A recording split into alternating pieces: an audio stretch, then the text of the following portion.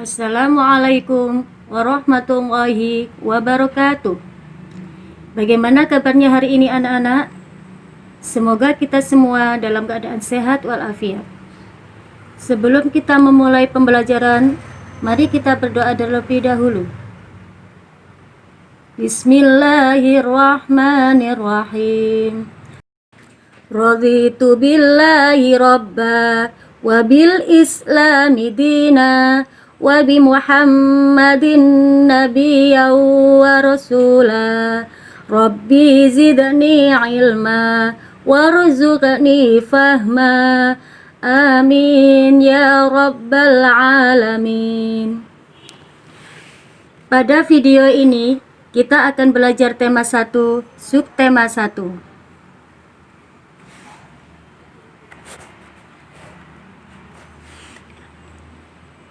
Coba anak-anak kita amati gambar di bawah ini.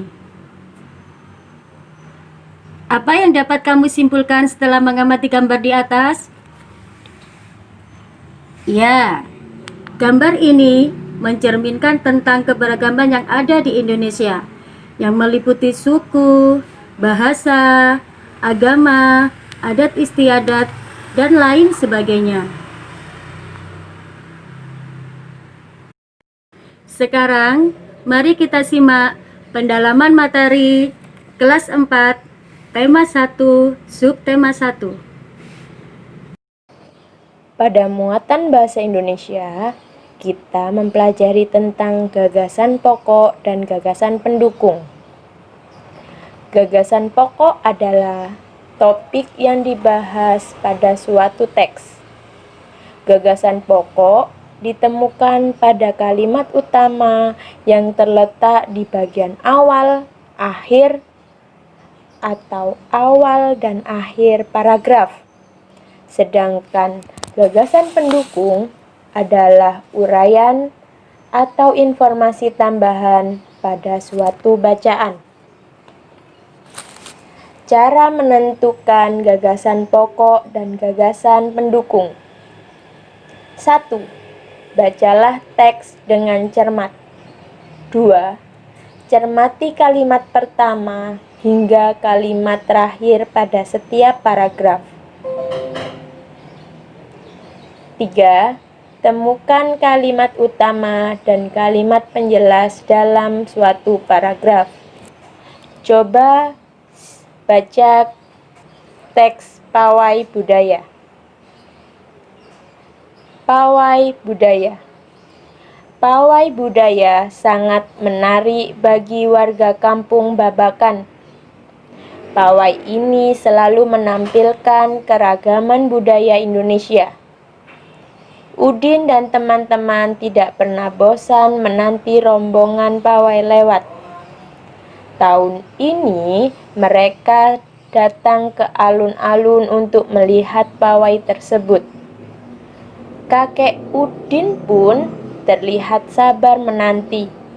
Terdengar suara gendang yang menandakan rombongan pawai semakin dekat. Nah, coba simak pada awal kalimat pertama. Pawai budaya sangat menarik bagi warga kampung Babakan. Nah, ini merupakan gagasan utama. Sedangkan kalimat-kalimat selanjutnya merupakan gagasan pendukung. Pawai budaya pada paragraf ini, gagasan pokoknya adalah pawai budaya bagi warga kampung Babakan. Gagasan pendukung pada kalimat kedua berisi isi penampilan dalam pawai. Kalimat selanjutnya, antusias Udin dan teman-teman. Kalimat selanjutnya, lokasi pawai budaya tahun ini. Kalimat keempat, kakek Udin sabar menanti. Dan kalimat terakhir, rombongan pawai semakin dekat. Keseluruhan gagasan pendukung ini mengacu pada gagasan pokok, yaitu pawai budaya menarik bagi warga Kampung Babakan.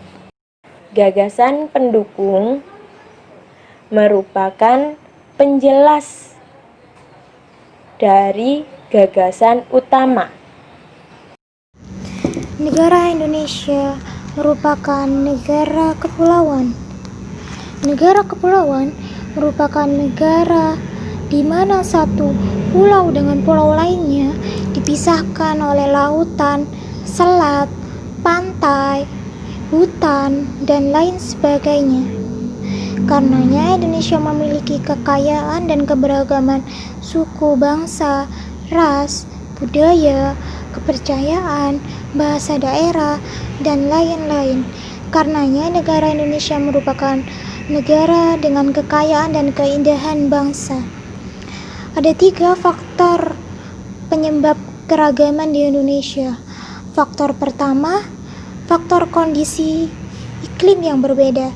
Jadi, satu daerah dengan daerah lainnya yang memiliki perbedaan iklim akan menyebabkan perbedaan kondisi alam dan kebiasaan yang berbeda pada tiap masyarakatnya.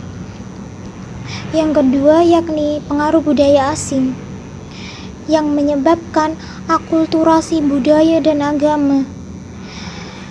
Penyebab ketiga yakni keadaan geografis kondisi Indonesia dengan beribu-ribu pulau yang dipisahkan selat dan laut.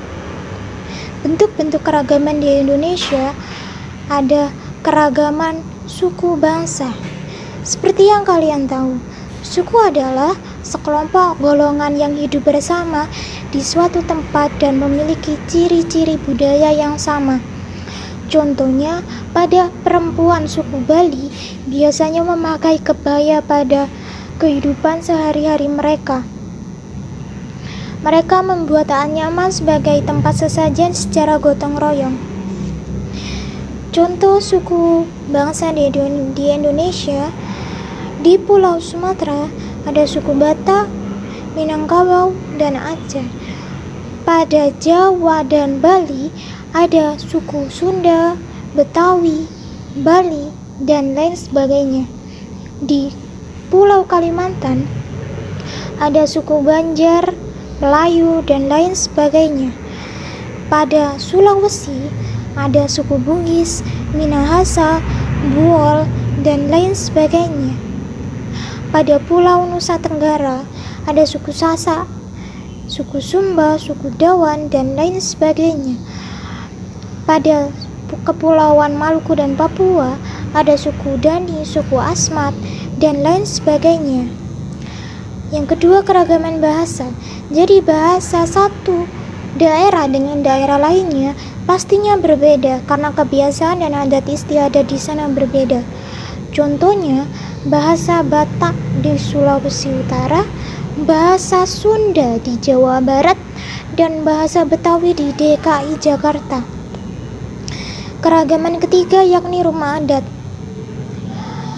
Contohnya, rumah Tongkonan di Sulawesi Selatan, rumah Joglo di Jawa, rumah Gadang di Sumatera Barat, dan rumah Honai di Papua.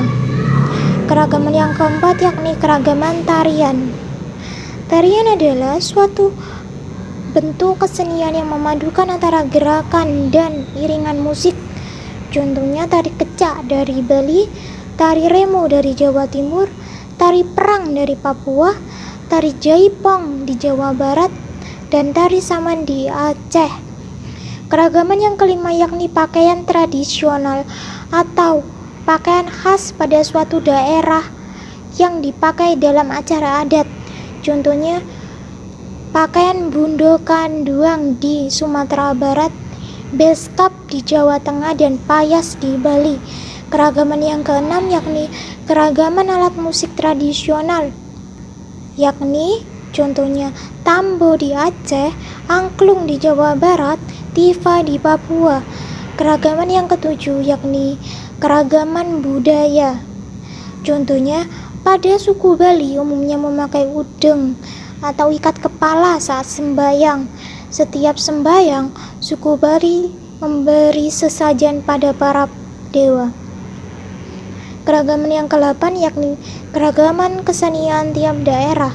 Contohnya, suku Betawi memiliki pertunjukan khas yakni ondel-ondel. Suku Asmat menghias wajah dan tubuh mereka dengan warna merah, hitam, dan putih. Bhinneka Tunggal Ika itu merupakan semboyan negara Indonesia, di mana walaupun banyaknya keberagaman di Indonesia, mulai dari keberagaman suku, bangsa, negara, agama, budaya, adat istiadat, bahasa, negara Indonesia tetap satu jua, yakni negara Indonesia.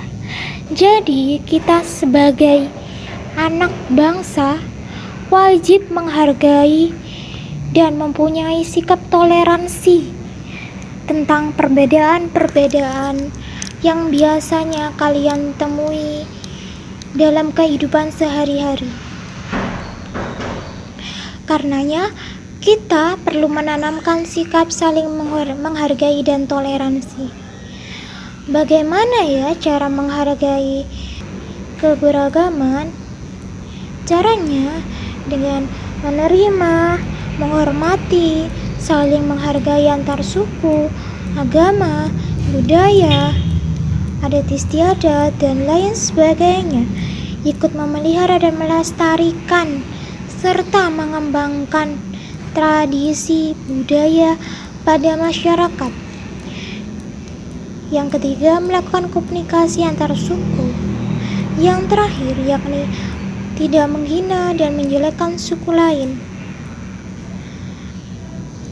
Sikap untuk menjaga persatuan dan kesatuan bangsa dapat kita lakukan dengan membiasakan diri untuk meminta maaf jika kita telah berbuat salah kepada teman, ayah ibu, kakak adik, dan lain sebagainya. Yang kedua, menghormati teman yang beribadah, tidak membeda-bedakan teman, menghormati teman yang berbeda pendapat, menghormati keragaman budaya lain, dan lain sebagainya. Pada tema 1, subtema 1, muatan IPA, kita mempelajari tentang bunyi. Pada pembelajaran sebelumnya, sudah dijelaskan bangsa Indonesia memiliki keragaman, di antaranya alat musik tradisional. Alat musik tradisional di Indonesia sangat beragam. Alat musik tersebut menghasilkan bunyi yang berbeda-beda.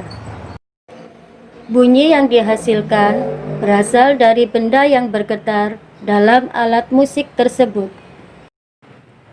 Alat musik tradisional tersebut dapat menghasilkan bunyi dengan beberapa cara.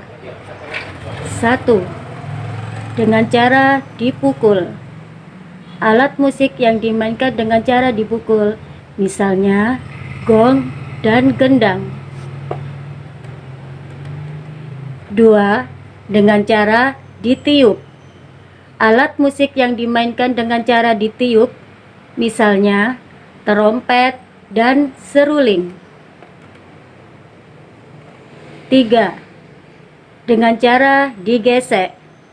Alat musik yang dimainkan dengan cara digesek, misalnya biola dan rebab.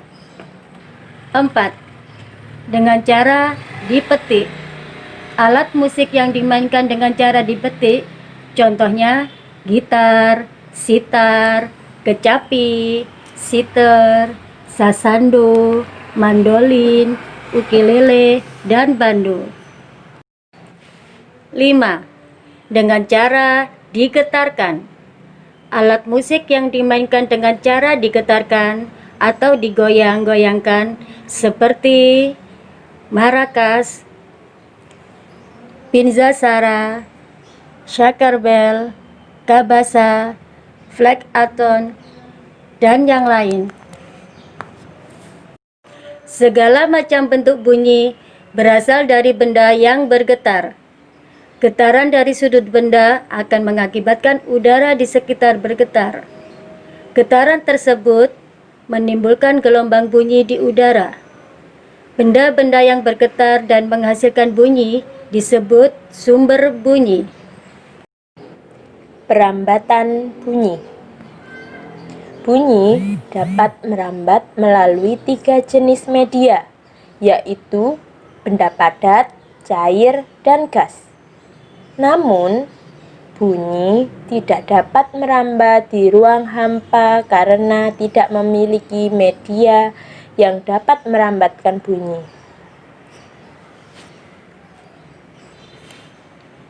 1.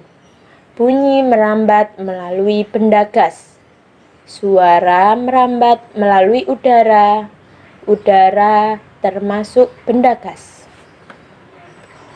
Bunyi merambat melalui benda padat. Suara merambat melalui benang kasur. Benang kasur termasuk benda padat. Seperti pada gambar, mereka sedang bermain telepon. 3. Bunyi merambat melalui benda cair. Suara merambat melalui air di dalam tong. Air termasuk benda cair. Pada tema 1, subtema 1, muatan SBDP, kita mempelajari tentang dasar-dasar gerakan tari. Pada pembelajaran sebelumnya sudah dijelaskan, salah satu keragaman bangsa Indonesia adalah tari tradisional. Dasar-dasar gerakan tari. Salah satu unsur utama dalam tari adalah gerakan tubuh. Gerakan tubuh dalam tari berfungsi untuk mengekspresikan suasana atau tema dalam tari tersebut. Adapun dasar-dasar gerakan tari adalah sebagai berikut. Gerakan 1 dan 2. Penari berjalan berdampingan dengan kedua tangan melentik di samping badan. 2. Penari bergerak ke kiri dan ke kanan. 3. Tangan berada di samping badan dan dilentikkan. 4. Berjalan ke tengah panggung menghadap depan. Gerakan 3 dan 4. Penari berputar dengan arah berlawanan. Tangan kanan berada di bahu dan tangan kiri direntangkan ke samping. Gerakan 5. Penari saling berhadapan dan berjalan di tempat. Kedua tangan diletakkan di bahu. Gerakan 6. Penari bergerak secara bersamaan. Kedua tangan memegang ujung selendang dan diangkat ke atas. Gerakan terakhir, semua penari berjalan beriringan keluar panggung. Kedua tangan tetap memegang ujung selendang. Alhamdulillah, pelajaran kita hari ini telah selesai. Mudah-mudahan bermanfaat. Jangan lupa jaga kesehatan, sholat 5 waktu. Tetap semangat ya anak-anak. Wassalamualaikum warahmatullahi wabarakatuh.